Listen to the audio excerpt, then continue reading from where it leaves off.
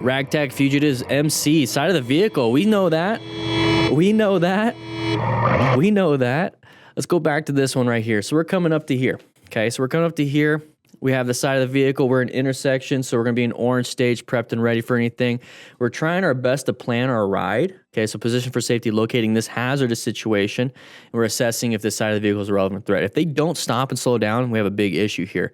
We do have a line of sight issue right here. Excuse me. So we can't see too much, or they can't see past the tree. So that's going to be kind of an issue. But we see it. So what we need to be doing is rolling off the throttle, covering those brakes, maybe even applying a little bit of progressive brake pressure just in case, because they decided to go. We started to apply the brakes, did a great job.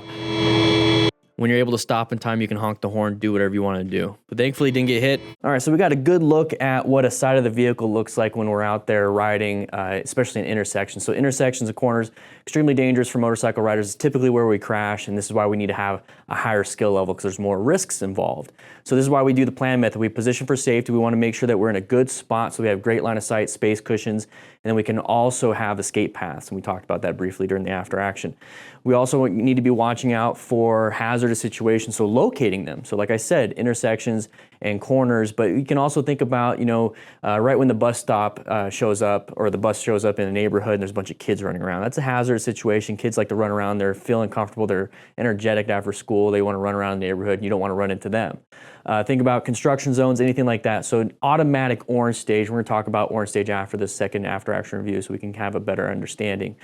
Assessing relevant threats, so that side of the vehicle wanting to pop out, if it's stopped, that's great, but we're assessing and seeing if they are going to continue going. And if they do, thankfully we're positioning for safety so that we have a great escape path, we see them ahead of time, and we have a decent space cushion.